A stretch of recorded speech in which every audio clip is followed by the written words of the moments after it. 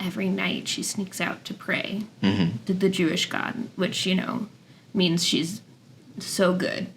Right. From what I understand about prayer is if you do it, you're good. You're good. That's the ad for it. Prayer. If you do it, you're good. You're good.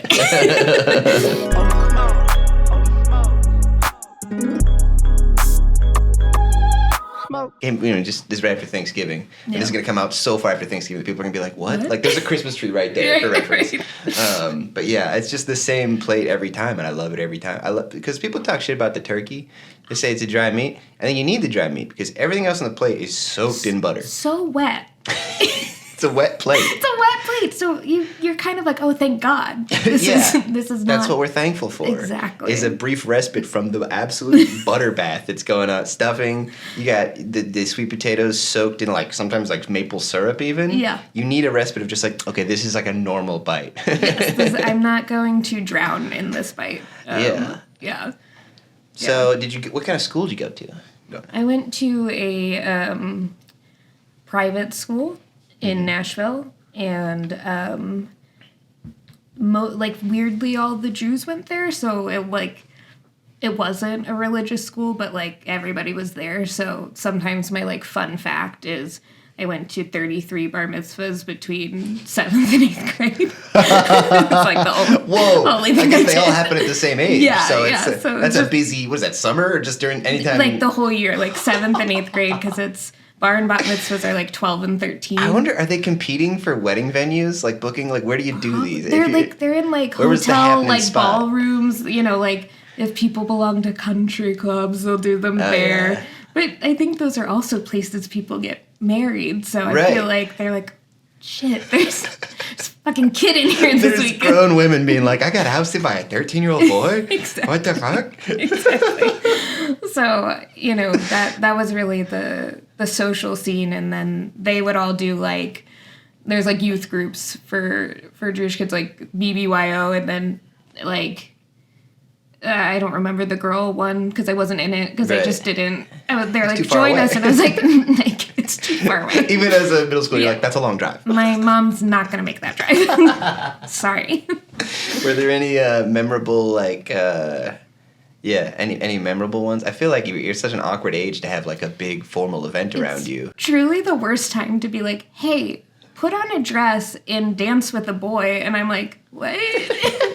What do you mean? And now as a 30-year-old gay woman, I'm yeah. That was so much worse because at that time I was just boys, I don't know.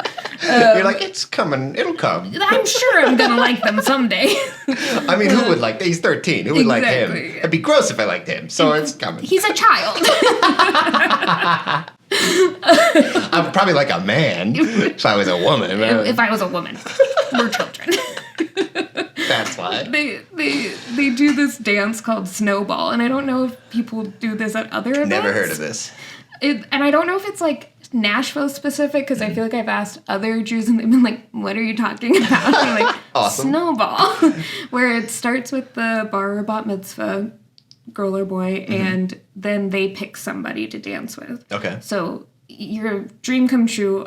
Every 13-year-old is watching you dance with your crush in a circle. Nightmare. Awesome. And then they say Snowball, and those two people go pick two more people. Uh-huh. And so, as you can imagine, it's getting picked last for the kickball team, but so much worse. It's a brutal NBA draft, but for children's hearts. Yes, it's yeah, you're the least likable one. I'm And 2 people could have picked you. Yeah. 2 people said no, and then 4 people said no. It got exponentially worse. Built-in exponential rejection. Yes. It sorts the children neatly into a pyramid of popularity, essentially. And it's right down here, there's Hannah. I was you know what? This is okay. I'll be fine. Let's do an improv scene. I feel we got plenty of fodder. Anything from all that jumps out at you? I mean, I just being 13 is always the worst time. At least for clearly for me, it was not great. So universal. Yeah. Okay, 13-year-olds. Yeah. I like it.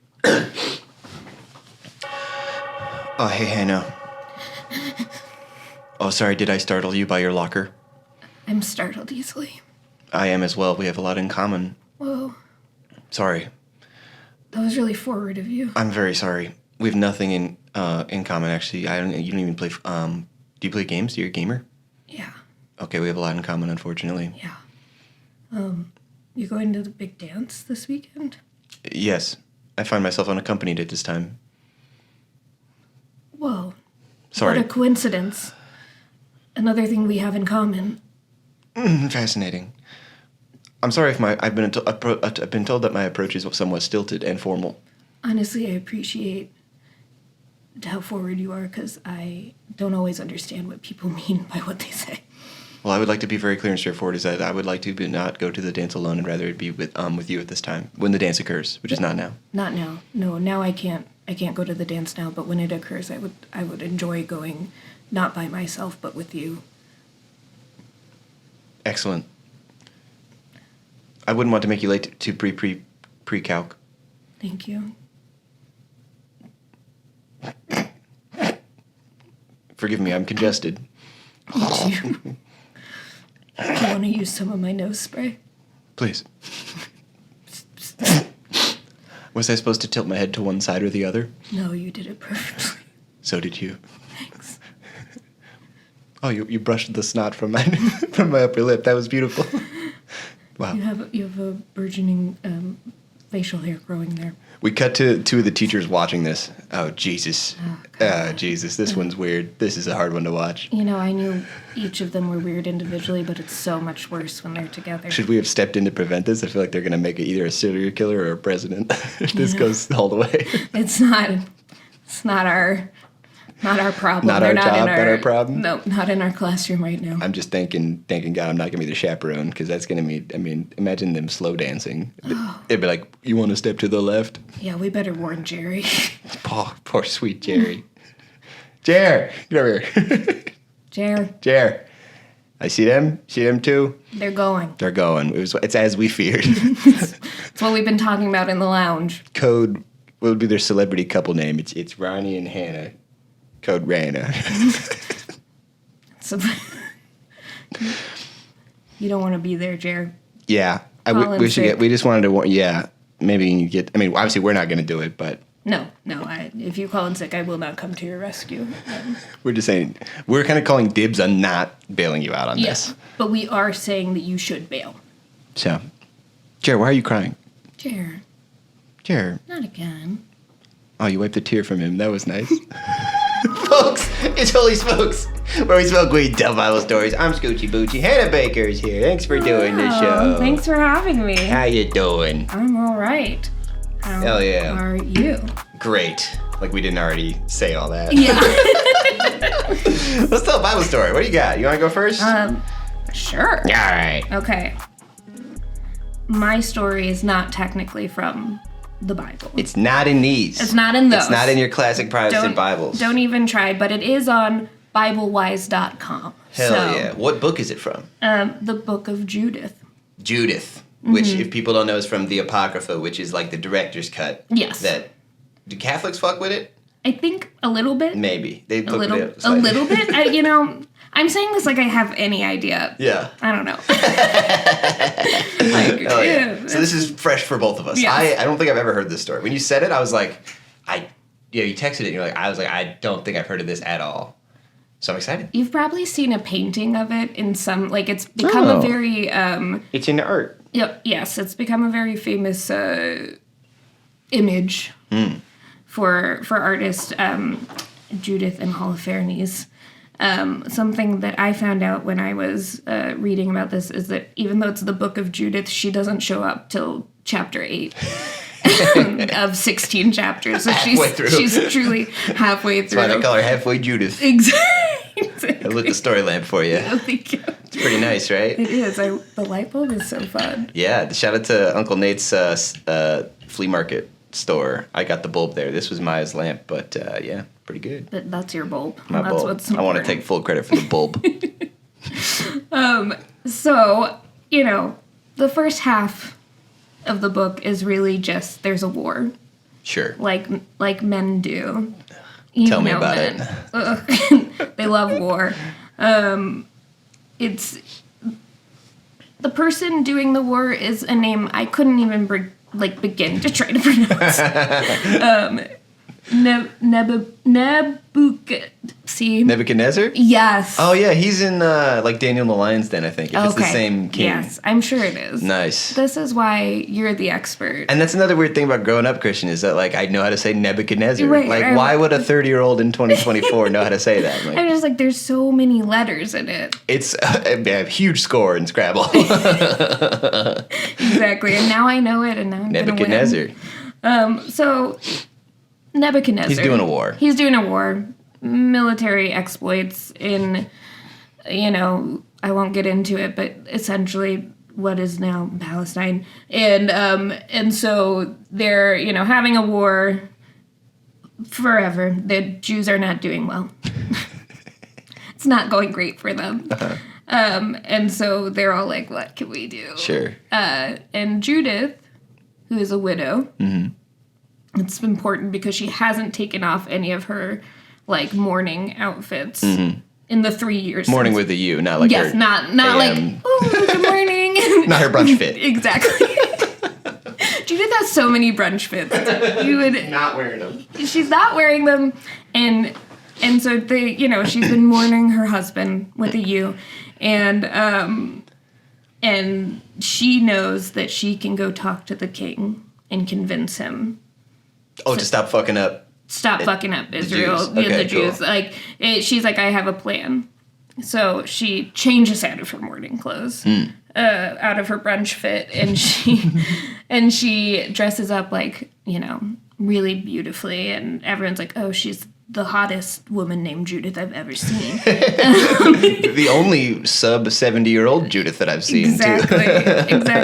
They're always talking about how beautiful Judith is. That's she's so beautiful. They've never seen her out of her morning clothes, and apparently when you see her out of her morning clothes, you're her morning clothes fall. are probably just like a trash bag. Right. So and now she has a frock on, so so pretty hot, if you ask me.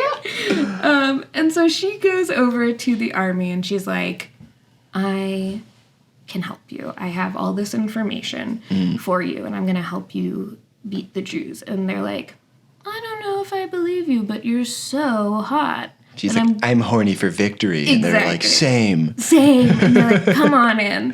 And truly it's because she's so beautiful, which I always think is such a funny reason. We're simple creatures. We are. You're like, she probably has good strats because she knows how to put a fit together. Yeah. Would someone that hot be dumb? I've never seen it. Nope, it couldn't be. So she's so hot that she gets inside in her frock. And and she meets the king, and he's like, I don't know if I believe you, but you are so hot that I'm going to let you stay with your maid, who also came. I forgot about her because she's in the mix. She's in the mix, but they don't talk about what she's wearing, so how would I remember anything about her? So does it say frock in there? No, that's me. It felt like a thing you added. I wish that in the Bible it said in her frock, and maybe it does. In her baddest frock. In the baddest frock you've ever seen. They were frocked up. A little ankle showing. Ooh. A little wrist. So she and her maid go, and they're like, there's something about how she's like, he's like, are you lying to me? And she's like, why would I, I'd never lie to my lord. And he thinks that means him. Right. But, surprise, that means the Jewish God. Mm-hmm. So. Got him. With a D, got him. Yes. Got him. So stupid. You don't have to laugh at that just because you are in my home. No, I'm laughing, and I said a pun the other day to my girlfriend. She goes, that was so stupid. And I was like, it was. I know. I know. I knew that. And, okay, so she's hot. She's inside the camp. Yeah. She's talking to the king. He's like, stay with me. You're beautiful. Yeah. And so she stays for 3 days, I believe, is what it is. And every night she sneaks out to pray to the Jewish God, which, means she's so good. Right. From what I understand about prayer is if you do it, you're good. You're good. That's the ad for it. Prayer. If you do it, you're good. You're good. And that's why I'm so bad. And so she and her maid also prays. I think it's important to note that even though she doesn't have a frock, she is good. And she does pray. Even though visually you can't, there's no way to tell. There's no way to tell, but we know spiritually that she's good. Yeah. And so, they're like merriment and drinking, and so Nebuchadnezzar gets really drunk and passes out, and Judith is in his tent. And what she does is she decapitates him. Oh, shit. Wait. Yeah. I didn't see that coming at all. In her frock. She takes a sword, cuts his head off. And Holy shit. That's like the image that's very famous now. Oh, I think I've seen the painting. Yeah, exactly. Yeah. And so in some versions the maid is like there with like the head being like, oh yes, and I'm definitely complicit now. Yeah. I kind of wish I knew that was the plan. Fuck. I thought we were gonna like persuade him. You just this domed seems him. a little extreme. Oh, I'm at least fired, if not executed. This is crazy. Wow. Okay. And so, what a turn. I know, right? So hot people can murder is kind of the moral of the story. Even though arms are so skinny? Even though their arms are so skinny. And there's, like, they turn to the side, you can't see them. They can murder. And that might work in their favor, actually. Holy shit. Yeah, so that really derailed the war. If you can imagine. Because sort of cut the head off the snake situation. Yeah. He was in charge of the war. Yeah. And they're like, who do we even order spears from and stuff? He was the whole, wow. Yeah, their supply chain was like fucked. Okay. And so wow. the Jews came in and kind of like fucked up their camp. And then that was the end of the war, and I suppose the end of the Book of Judith. Who's Holofernes? Holofernes, maybe it's not Nebuchadnezzar after all. Maybe is that the king, maybe? The king is Nebuchadnezzar. I think Holofernes is the general. And is that who she killed? Yes. Okay. So I've told this whole story wrong. It's May. New month means new exclusive on the Patreon. Patreon.com/HolySmokesPod. It's essentially a Scoochie Boochie Patreon as well. This month, it's the Lost City of Atlantis live. This is a full set I did in Grand Rapids, Michigan in 2021. A bunch of friends were there. One of the first times I got to do the album after the pandemic, so super fun. Other stuff already on the Patreon, an unreleased song about dinosaurs, a conversation about Christian rap, May I Tube, and more. Patreon members also get a discount code for Scoochie Boochie merch, including Lost City of Atlantis vinyl, and also shorts. And if you want me to do an ad read on the show or on my Instagram, hit up holysmokespod@gmail.com. I'll do it for quite cheap. And then when this show blows up, people go back and watch, and they'll find your stuff. Thank you for supporting my dream and doing this as a job. So I think Nebuchadnezzar is maybe like off being king somewhere where he doesn't have to do the dirty work. Yeah, okay. I feel like that's what kings do. Yeah. Man, oh man. Okay, well, that was... And it also just, not only does, like, it surprised you that happened, it surprised me that happened and then it just ends right away. It's just like, cut his head off, the end, win, W, like, really good. There's more, but I think it's mostly just them being like, we prayed and we're good. So, I figured. Wow. She's kind of the original Bond girl a little bit. Yeah. She's like, hey, you want to play cards? And then she kills somebody. You're like, holy shit. Exactly. Wow. Yeah. And then she returns home. I remember this too. She returns home and she's like, okay, back to my morning clothes. She just goes back to her life. I know. Damn, you'd think she'd be like kind of famous with her own folks because she's kind of like a hero. But she's like, no, I'm still. She's like, I'm just Judith. Maybe that way when her husband is dying, he's like, promise you won't remarry and you'll kill this specific general. And she's like, all right, I love you. Okay, got it. It's kind of a lot to ask, but okay. Oh, I thought you were just going to say, don't date. This is way different. This is different. Yeah. This is like geopolitical implications. This is not like just between us.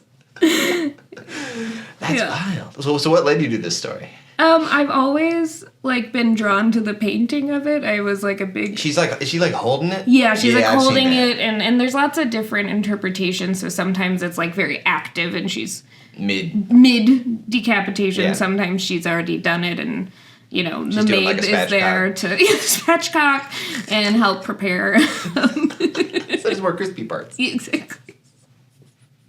Look, I don't know what the servant Passover feast. Maybe it's Babylonian general head. I don't know. And that's what it's all when about. You can get it. Yeah. When you can get it. The price at Kroger's gotten ridiculous for Babylonian terrible. King. That's the fucked up thing about this podcast is like the Bible stories are so metal. I mean, it's just like, you end up just going tee-hee about like bloodbaths. I know, but it's like I don't. But they are funny. They are, and I know so little about the Bible that Yeah. I feel like every time I hear a Bible story, I'm like, what? Like that's what you were learning about as a child? Because I don't remember anything from synagogue. I remember like doing crafts. So that is the way they do it. Like I remember, especially like as a kid, Sunday school. So like you just go and then like Mrs. Reed would just pass out coloring sheets. And if you're lucky, sometimes it'd be a Krispy Kreme donut. And that was the best ever. And I was like, maybe the Lord stuff's not that bad. Hey. But it's a lot of just glue stick work. Yeah. And trying to make that stuff palatable for kids is such a hilarious task. Right. And there's a lot of bloodshed, I feel like. Yeah. At least in the Old Testament, honestly. Yeah, it's like... I'm trying to think of a good analogy, like, in terms of, like, movies. Like, the Old Testament is, like, fucking, like, Saving Private Ryan or something. Right. And the New Testament is, like...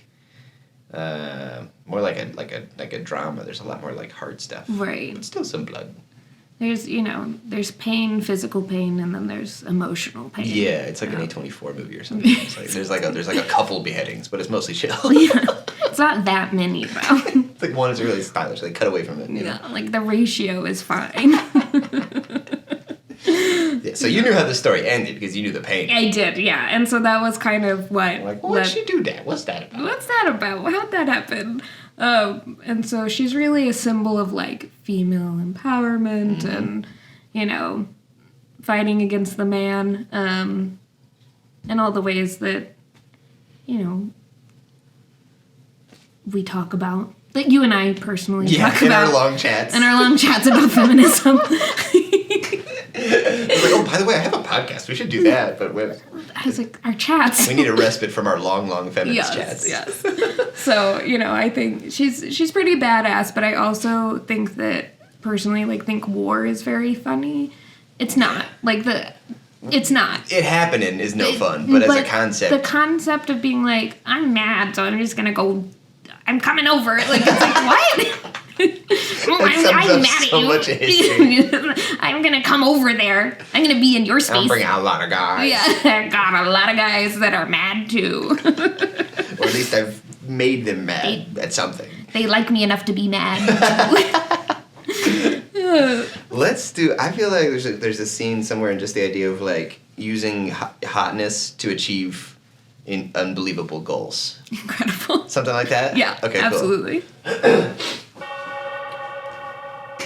You going out for that too? Yeah, I figured I'd give it a shot. Kind of different from your normal work. Huh. Yeah, I'm really versatile. Oh, yeah. Oh, I'm sure. And you are? You've done commercials for so many different types of medications. Thank you. Have you done any commercials for medications? No, I've been too busy doing dramatic work, I guess, to really throw a frisbee to a dog. If you don't think overcoming your depression to throw your dog a frisbee isn't drama, I don't know what you know, but it's nothing. How does it feel when you're at the airport and people are like, oh, I've seen Biktarvy, right? Feels Sky Rizzi. How's that feel when people say that to you? You're the face of plaque psoriasis. It's gotta feel amazing. Yeah, I'm really loving it. Really loving it. Mm-hmm. Yeah. How does it feel to be an extra in every A24 movie? The IMDb page just says A24 movie. It doesn't say extra because I've got some favors over at IMDb, I'll say that. I'm well connected. Okay. Do you think they can scrub some of my credits? Depends. We might reach some sort of arrangement. Is there any particular ones you're trying to... I don't want to bring attention to them. Well, I can't help you unless I know which one you want scrubbed. Scrubbing ain't cheap, honey. You've probably never heard of it. The commercial I did. You talking about the bulge shorts? Which one? I'm devastated for you. The one with that's like kind of like a knockoff of Girls Gone Wild. Yeah. I did 3 or 4 of them. It was like a whole series? Yeah, they told me that they weren't sure if my intentions were good, but that I was just too beautiful and I had to do it for them, so. Well, that's, I guess, kind of in a roundabout way. That's kind of nice. But yeah. But it aired in the Tampa region for a while, so that's got to be some double-digit checks. Yeah, I get pretty good residuals. Residuals from that? Mm-hmm. Well, that's great. I'm so happy for you. Thank you. Do you get residuals? I do, yeah. As extras. Anytime they air an A24 movie in like a theater, I actually get a little cut of that. That's a little thing I worked into my contract. So Even if you don't say anything? Yeah, no, I'm that hot. Oh. And I have that in writing. Wow. So I think I got a pretty good chance at this role. I didn't think you sang. I don't, but I've been told that I have the face of a singer, so. That seems like it seems like a full-on insult. It seems like that's like a face for radio type thing, isn't it? Yes, but I took it as a compliment because I like to turn things to the positive. So, just another one of my skills. Well, there's only going to be so many singing monkeys in Wicked, so I'm just saying don't get your hopes up because I pretty much got it locked up. Oh, I'm pretty sure they'll bump me to Munchkin, so. Is that the hierarchy? It goes Monkey, Munchkin. What's a step up from that? Probably an Aussian. Someone in the chorus in Oz? Yeah. Yeah. That's what I'm going for. So, I was like, monkey guaranteed, but like I might be an Aussian. Well, I'm gonna be Elphaba. You're gonna be Elphaba? Mm-hmm. They're gonna cast you as Elphaba? Yeah. You've never even done a press tour. You know the amount of press you'd have to do as Elphaba? I do, because I was a press aide. So it sounds like you've never done a tour either. I've been around them. I know what it's like in there. I know what they get for lunch. I know what the sandwiches they get. Well, I just know that everyone had to start somewhere. Same.